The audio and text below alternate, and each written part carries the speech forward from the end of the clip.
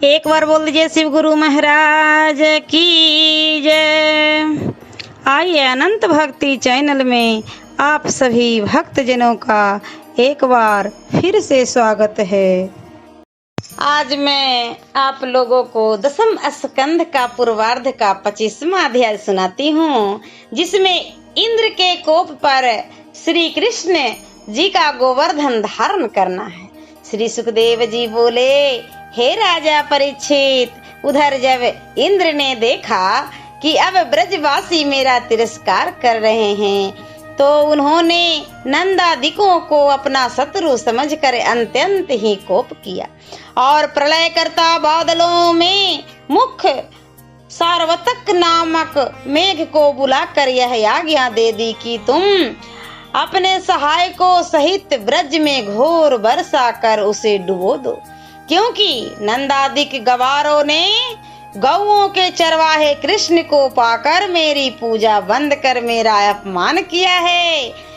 ग्वालियों की जात और गवार ग्वालिनियों ने मेरे संसार में प्रचलित मेरी आज्ञा की अवहेलना की है। भड़ेरिए कृष्ण ने मेरी पूजा छुड़वाकर गोवर्धन पर्वत की पूजा कराई है। अब उनकी कुशल तभी है जब मेरी पूजा दे, और नहीं तो नहीं। अब मैं उन्हें अवश्य ही नष्ट कर दूंगा। घर में 4 गायें क्या रख ली, मानो अब उनके समान कोई रहा ही नहीं। अतः अब तुम मेरे पार्षदगण जाकर 84 कोस समस्त ब्रज पर इतनी वर्षा करो जिससे उनकी समस्त गौओं और धन का संहार हो जावे, और इसके अतिरिक्त किसी अन्य स्थान में न बरसाना। साथ ही मैं भी ये रावत पर बैठकर तुम्हारे साथ आता हूँ। सावर्तक ने कहा, महाराज आपकी आवश्यकता नहीं है। इस कार्य के लिए मैं अपने दल सहित मैं ही पर्याप्त हूँ। परंतु इंद्र ने ना माना और ये रावत पर बैठ हाथ में ब्रज का धनुष ले परम क्रुद्ध हो 33 कोटि देवताओं की अपनी बृहवादनी के साथ ब्रज की ओर प्रस्थान कर दिया। समुद्र हिल गए, संसार में अंधकार छा गया। बादलों की भयानक गर्जन से बिजली चमकने लगी और तीव्र मरुद गणों ने ब्रज पर ओलों की झड़ी लगा दी। समस्त ब्रज पर घोर वर्षा होने लगी। विराट बादल, विशाल बादल हाथी की सुंड के समान वर्षा की अविरल मोटी धारा ब्रज में गिराने लगी। साथ ही बड़े वेग से वायु भी चलने लगा। ब्रज मंडल जल में तो डूब ही गया। अब वायु से लोग और भी त्रस्त हुए। पशु पक्षी सभी थर थर कांपने लगे। गोप गोपी जाड़े से अत्यंत शीतलता को प्राप्त हो थर थर कांपते हुए हा गोविंद हा श्री कृष्ण कहते हुए उनकी शरण में गए। घोर वर्षा से गायें सिर नीचा किए अपने बछड़ों को अपने पेट के तले लेकर थर थर कांपने लगी। लोग कहने लगे कि इंद्र के पूजा के बदले गोवर्धन की पूजा का यही फल है। गोप गोपी कृष्ण के चरणों में गिरकर उनसे रक्षा की प्रार्थना करने लगे। कितनों ने कितने ही प्रकार से गोविंद, गोपाल, नंदलाल, गोपीनाथ, ब्रजनाथ कहकर उनका अभिनंदन किया। गोपियों ने अनेक प्रकार से उनको अवतारित कर कहकर राम, परशुराम, नरसिंह और वामन भगवान की उपमाएं दी और कहा, जिस प्रकार इन अवतारों में श्री हरि ने अपने भक्तों का उद्धार एवं संरक्षण किया है, और उसी प्रकार अब ये ही प्रभु नंद जी के गृह में आकर गोकुल का सर्वतोमुखी रक्षण या संहार करेंगे। किसी अन्य गोपी ने कहा, नहीं, यह यशोदा का पुत्र नहीं है। यह पहले वासुदेव देवकी के घर में जन्मा था, और जब इसने अपने माता पिता की विपत्ति न दूर की और इन्हें ही सुख न दिया तो हमें क्या सुख देगा। दूसरी गोपी ने कहा, यह तो अपने सुख का साथी है, इसको दूसरे का दुख का क्या ज्ञात होगा। अरे हमारे भाग्य की विधाता ने ऐसा ही लिखा था। तीसरी ने कहा, यह सब गोवर्धन की पूजा का फल है। चलो यशोदा से चलकर कहें कि यह सब तुम्हारे पूत की करनी है, जो ओले के मारे हम सब प्राण जा रहे हैं। श्री सुखदेव जी कहते हैं कि हे राजन, ऐसा निश्चय कह सब गोपियां यशोदा जी के पास गई और उपरोक्त बहुत सी बातें कह सुनाई। यशोदा ने कहा, भगवान का नाम लो, जिसने गज को ग्राह से छुड़ाया और प्रहलाद को अग्नि से बचाया, वही हमारी सहायता करेगा। इस समय और कोई उपाय नहीं है। यशोदा से ऐसा सुन गोपियां भगवान को, हे जगदीश्वर, हे भक्त वत्सल, हे दीनानाथ, जोड़ जोड़ से ऐसा नाम ले कर कहने लगी, हे प्रभु, इस वर्षा से हमें बचाइए। इधर जब अतिवृष्टि के कारण पर्वत की बड़ी बड़ी शिलाएं टूट टूट कर गिरने लगी और अपार जल चढ़कर आया, तो श्री कृष्ण जी को ज्ञात हो गया कि यह सारा उपद्रव इंद्र का है। अपनी पूजा न पाकर हम पर क्रुद्ध हो ब्रज का नाश किया चाहता है। अतः श्री कृष्ण जी ने निश्चय किया कि मैं अपनी सामर्थ्य से इसका उपाय करूंगा। मेरे रहते इंद्र को ऐसा गर्व क्यों हुआ?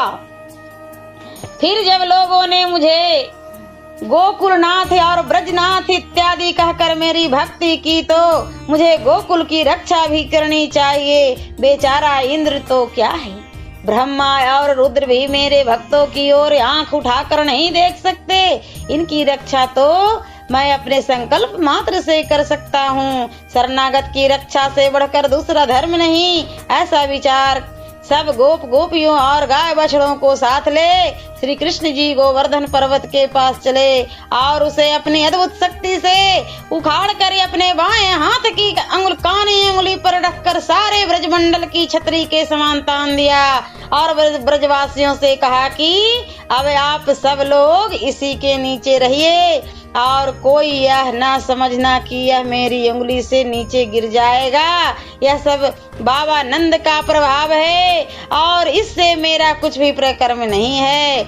यहाँ पवन पानी का कुछ भी खटका नहीं है। लोग कृष्ण द्वारा उंगली पर उठाए गोवर्धन पर्वत के नीचे गड्ढे में चले गए। उस समय सभी कृष्ण की मुख की ओर देख रहे थे, जिससे किसी को भूख प्यास न लगती थी। लाखों मनुष्य और अनंत गाय बछड़े गोवर्धन पर्वत के नीचे सुखपूर्वक जा ठहरे। ना किसी को स्थान की कमी हुई, ना कोई कष्ट। परंतु जब दूर से बहकर जल गोवर्धन के नीचे आने लगा, तब श्री कृष्ण जी ने सुदर्शन चक्र को आज्ञा देकर उसका भी आना बंद कर दिया। सुदर्शन चक्र गोवर्धन के ऊपर और नीचे तथा उनके चारों ओर अपने प्रभाव से इंद्र की जल वर्षा को रोकता रहा। फलतः एक बूंद भी जल ब्रज में न घुसा। उस समय पर्वत के नीचे श्री कृष्ण जी के मुख चंद्र से ऐसा प्रकाश निकल रहा था जैसे पूर्णमासी का चंद्रमा प्रकाशित हो। श्याम सुंदर कृष्ण ने ब्रजवासियों को भी मुग्ध कर लिया। परंतु जहाँ और लोग इतने आनंदित थे, वहाँ यशोदा का चित्त उस समय भी महाव्याकुल था और वे श्री कृष्ण की ओर देख देख कर नंद जी से कहती कि खड़े खड़े क्या देखते हो? मेरा फूल सा कोमल 7 वर्ष का कुमार इतना विशाल पर्वत उठाया है और सब लोग देख रहे हैं, कोई भी हाथ नहीं लगाया, परंतु तुम तो इसको सहारा दो। बड़े दुख की बात है, आज 4 दिन हो गए मेरे पुत्र के मुंह में एक दाना और अन्न नहीं पड़ा है। यदि कुछ हो गया तो किसके पूत को पूत कहूंगी? अरे दाऊ, यह तो तेरा छोटा भैया कन्हैया बात बात में तेरा सहायक होता था, अब तू भी तो इसकी सहायता कर। फिर नंद रानी शिव पार्वती को मनाने लगी कि भला तुम मेरे पुत्र को सहायता करते, मुझ गरीबनी के यही एक पुत्र है। यह सुनकर बलराम जी ने लोगों को से कहकर पर्वत में उनके हाथ का सहारा दिलाया और यह भी कहा कि श्री कृष्ण जी के प्रभाव से ऐसा एक तो क्या करोड़ों पर्वत भी ये उठा ले तो नहीं गिर सकता। फिर तो सभी ने अपनी लकुटियां लगाई, किसी ने सिर लगाया। तब यशोदा को संतोष हुआ। 7 दिन तक कृष्ण जी इसी प्रकार उस पर्वत को धारण किए रहे और वहां से तिल भर भी न हटे। इंद्र जल बरसाते बरसाते थक गया, प्रलय के समस्त बादल विलीन हो गए। श्री कृष्ण जी के योग बल से ने इंद्र को चकित कर दिया। इंद्र का सारा अभिमान चकनाचूर हो गया। वह अपनी प्रतिज्ञा की अवज्ञा से बहुत व्याकुल हुआ। बादल फट गए और वायु भी बंद हो गया। गोप गोपियां अपने गाय बछड़ों और बालक बालिकाओं सहित पर्वत के बाहर आए। सामर्थ्यशाली भगवान श्री कृष्ण ने उन सब के देखते ही उस पर्वत को पुनः अपनी उंगली से उठाकर जहां का तहां पृथ्वी पर रख दिया। समस्त ब्रजवासियों ने एक दूसरे से मिलकर श्री कृष्ण जी का बड़ा अभिनंदन किया। उन्हें देवता के समान जानकर उनके ऊपर दही अक्षत मांगलिक द्रव्य चढ़ाया, पूजा की। यशोदा, रोहिणी, नंदराय और बलराम जी ने बारंबार उनका आलिंगन कर उन्हें हृदय से लगा बहुत सा आशीर्वाद दिया। इतना ही नहीं, आकाश मंडल में देवताओं के समूह, सिद्ध, चारण और गंधर्व प्रसन्न हो श्री कृष्ण जी की स्तुति पढ़ उन पर पुष्प वृष्टि करने और शंख दुदुम्भी बजाने लगे। तब से गोवर्धन पूजा की प्रथा हो गई। दूसरे दिन सबने बड़ी धूमधाम से गोवर्धन की पूजा की और नंद जी ने प्रसन्न हो ब्राह्मणों को बहुत सा दान दिया। लोग आनंद से ब्रज में रहने लगे। ओम नमो भगवते वासुदेवाय नमः। अब 10वें स्कंध का पूर्वार्ध का 26वां अध्याय में अगले वीडियो में सुनाती हूँ। ऐसे ही मनोरंजक कथाएं, कहानियाँ और भक्ति गीत सुनने के लिए हमारे इस चैनल अनंत भक्ति को सब्सक्राइब करें और वीडियो अच्छी लगी हो तो लाइक का बटन जरूर दबाएं। धन्यवाद।